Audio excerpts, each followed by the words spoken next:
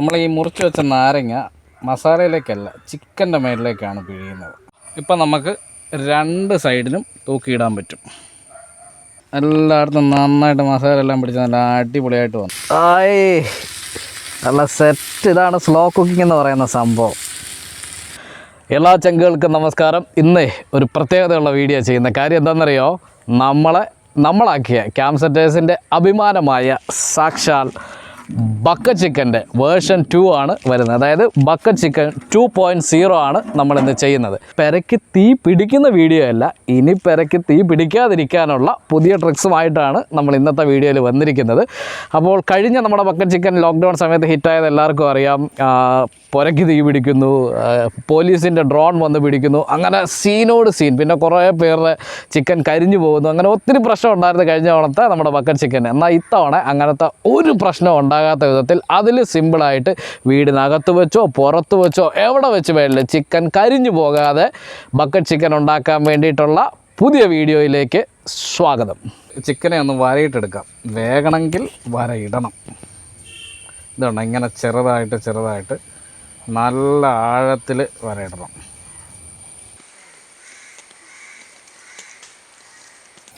അതുപോലെ തന്നെ ചങ്ക് വരഞ്ഞതുപോലെ തന്നെ കാലും ഇങ്ങനെ വരഞ്ഞു കൊടുക്കാം. ഈ വരയിലാണ് സത്യത്തിൽ ഇതിൻ്റെ ഉള്ളിലേക്ക് ആ വേവ് കയറുന്നത്.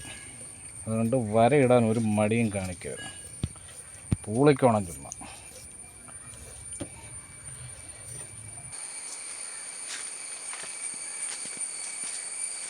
ഇതുണ്ടോ, ഇത് നമ്മൾ കമ്പി ചുറ്റിതേ ഇങ്ങനെ ഷേപ്പിലുള്ള സംഭവം ഉണ്ടാക്കി. എന്നിട്ട് ഇതെടുത്തിട്ട് നമ്മൾ ഈ കോഴിയുടെ കഴുത്ത് വഴി അകത്തോട്ട് വെക്കും. എന്നിട്ട് വേറൊരു കമ്പി എടുത്തിട്ട് ഇവൻ്റെ കഷമഴ കുത്തി ആ കമ്പിക്ക് അകത്തൂടെ കയറ്റി അങ്ങനെ ഇവൻ്റെ നടുക്കത്തെ തുളവഴി കയറി ഇതുണ്ടോ അപ്പുറം ഇവൻ്റെ കൃത്യം കഷമഴി ഇറങ്ങണം. ഇത് കേട്ടോ. ഇനി ഇവനെ നമുക്ക് നല്ല ഈസി ആയിട്ട് തൂക്കിയിടാൻ പറ്റും. ഒരു കാരണവശാലും പോകത്തില്ല. ഇതാണ് എൻ്റെ സെറ്റപ്പ്. ഇപ്പോൾ ഇതുണ്ടോ, നമുക്ക് ഇവനെ ഈസി ആയിട്ട് ഇങ്ങനെ തൂക്കി പിടിക്കാം. എന്നിട്ട് ഇതുപോലൊരു കമ്പി വളച്ചിട്ട് ഇതിനകത്തൂടെ കോർക്കും. എന്നിട്ട് ആ കമ്പിയെ നമ്മൾ വളച്ച് കൊളുത്താക്കും. എന്നിട്ട് ആ കൊളുത്തിലായിരിക്കും തൂക്കിയിടുക.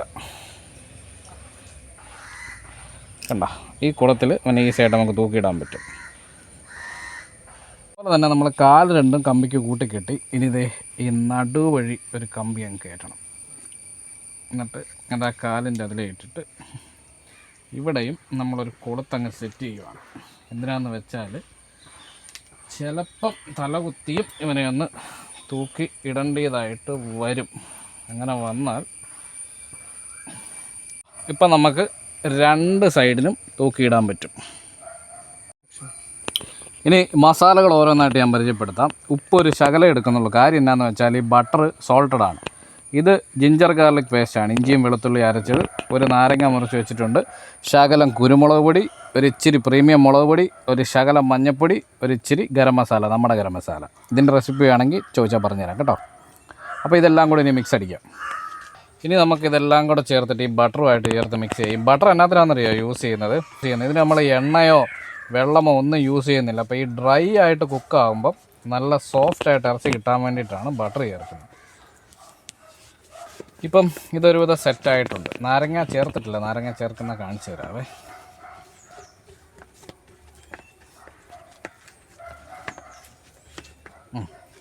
നമ്മൾ ഈ മുറിച്ച് വെച്ച നാരങ്ങ മസാലയിലേക്കല്ല ചിക്കൻ്റെ മേളിലേക്കാണ് പിഴിയുന്നത്. അപ്പോഴാണ് ചിക്കനിലേക്ക് ഇത് പിടിക്കാൻ പറ്റുന്നത് നന്നായിട്ട്.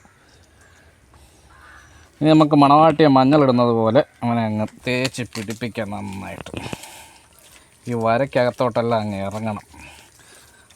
ഒരു ദാക്ഷിണ്യം ഇല്ലാതെ ഇങ്ങനെ അങ്ങോട്ട് തേച്ചോണം.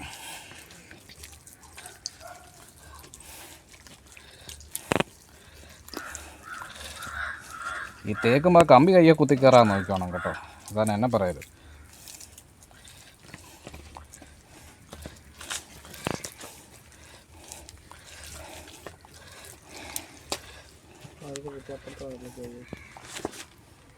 ഇതിൻ്റെ എല്ലാ ഭാഗത്തും, അതായത് കണ്ടോ അകത്തോട്ടുമൊക്കെ കൈയിട്ട് സംഭവം തേച്ചങ്ങ് ഇറക്കിക്കണം.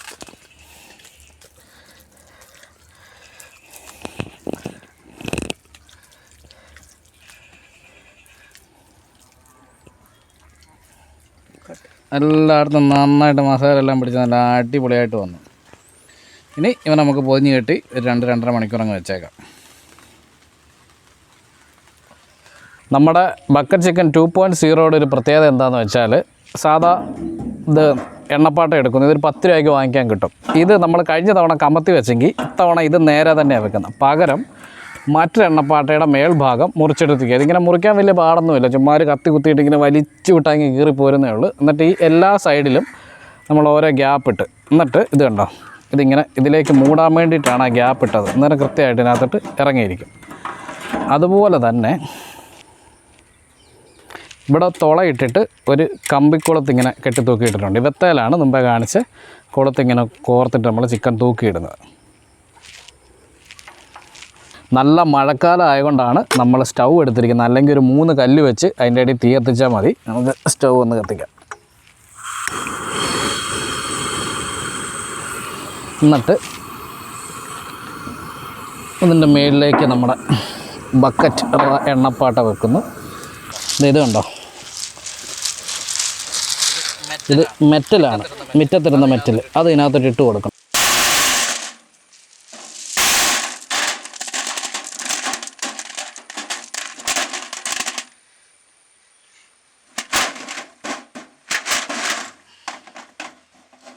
ഇത് കണ്ടോ, ഇതിനകത്ത് നമ്മൾ ഇതുപോലെ മെറ്റലിട്ട് കൊടുത്തിട്ടുണ്ട്. ഇത് എന്തിനാണെന്ന് വെച്ചാൽ, കഴിഞ്ഞ തവണത്തെ പോലെ ചിക്കൻ കരിക്കട്ട ആവാതിരിക്കാൻ എല്ലായിടത്തും ഒരുപോലെ ചൂട് വരാൻ വേണ്ടിയിട്ട് അടിയിൽ കുറച്ച് ചെറിയ മെറ്റൽ, അതായത് കല്ലിൻ്റെ ചെറിയ കഷ്ണങ്ങൾ ഇട്ട് കൊടുത്തു. കഴുകി വൃത്തിയാക്കി ഇട്ടോണം കേട്ടോ.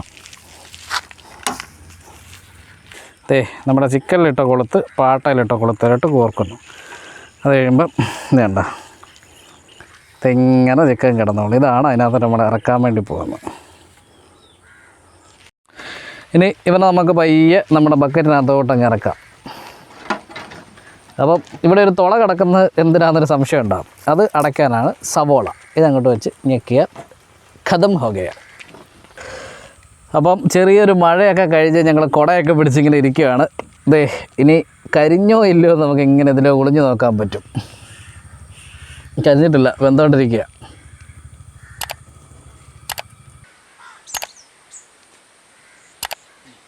ഇപ്പോൾ കൃത്യം 12 മിനിറ്റായി. നമുക്കൊന്നുകൂടി ഒന്ന് പൊക്കി നോക്കാം. ആയ്, നല്ല സെറ്റ്. ഇതാണ് സ്ലോ കുക്കിംഗ് എന്ന് പറയുന്ന സംഭവം. ഇതിൻ്റെ ഈ നെയ്യ് ഉരുകി വീണിട്ട് അതിൻ്റെ സ്മോക്ക്, എൻ്റെ സാറേ, അതിൻ്റെ ആ സ്മെല്ല് സഹിക്കാൻ പറ്റത്തില്ല കേട്ടോ.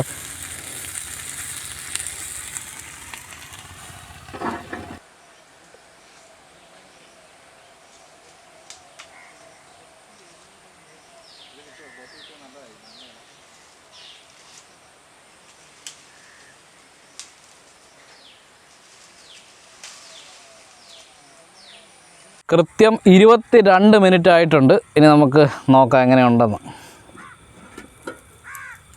അയ്യൻ്റെ മോനെ, Canada bucket chicken 2.0 the perfect ആണ്. ഒരു രക്ഷയില്ല കേട്ടോ. സംഭവം പഴയതുപോലെ കരിഞ്ഞു പോകുന്നുള്ള പേടിയൊന്നും വേണ്ട. കിടുക്കനായിട്ട് അകമെല്ലാം വെന്തിരിക്കുവാണ് സംഭവം. വേറെ ലെവൽ സാധനം. ഇത് കണ്ടോ, കുറച്ച് കറിവേപ്പിലയുണ്ട്, ബാക്കി നമ്മുടെ എടനയിലയാണ്. അതായത് എടണ, വഷണ, വഴണ, എടമംഗലം മുതലായ പേരുകളിൽ അറിയപ്പെടുന്ന സാധനം. ഇത് വെച്ച് നമ്മൾ സ്മോക്ക് ചെയ്യാൻ വേണ്ടിയിട്ട് പോകുക. അതായത് ഇതിൻ്റെ ഫ്ലേവറും രുചിയല്ല ഈ ചിക്കനിൽ പിടിപ്പിക്കണം. ഇത് ചുമ്മാ ഇങ്ങ് പൊക്കിയിട്ട് ഇതിൻ്റെ അടിയിലങ്ങ് ഇട്ട് കൊടുക്കുന്നേ ഉള്ളൂ. എന്നിട്ട് അതിനകത്തോട്ട് തന്നെ അങ്ങ് ഇറക്കി വെക്കും. അപ്പോൾ ആ സ്മെല്ല് മുഴുവൻ അങ്ങ് പിടിക്കും. അതോടുകൂടി കഴിഞ്ഞാൽ സംഭവം സെറ്റ്. അപ്പം സ്മോക്കിങ് കഴിഞ്ഞ് സംഭവം കംപ്ലീറ്റ് സെറ്റ്. ആമ്പടാ മോനെ, അതേ വരിക. അതെ, നല്ല അടിപൊളിയായിട്ട് ഒരു ശകലം പോലും കരിയാതെ പെർഫെക്റ്റ് വേവിൽ. ഇതൊക്കെയാണ് ചിക്കൻ്റെ വേവ് പാകം എന്ന് പറയുന്നത്. സംഭവം സെറ്റ്. ഇതിൻ്റെ കമ്പി നമ്മൾ അഴിക്കാൻ നിൽക്കുന്നില്ല, പകരം നമ്മളിങ്ങനെ എടുത്തെടുത്ത് കഴിക്കുമ്പോൾ കമ്പി അവിടെ ഇരുന്നോളൂ എല്ലിൻ്റെ കൂടെ.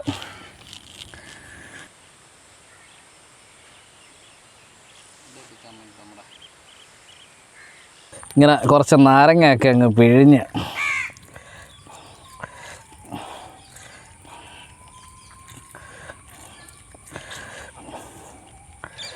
ഇച്ചിരി മേളിലോട്ടൊരു ശകലം ഉപ്പിങ്ങനെ വിതറി കൊടുക്കണം. അതാണ് ഗ്രില്ലിൻ്റെ ആ ഫീല്. എന്നിട്ട് ചിത്രനെ എടുത്ത് കഴിച്ച് ഇതിങ്ങനെ എടുത്തിട്ട് ഇച്ചിരി സോസിലൊക്കെ മുക്കി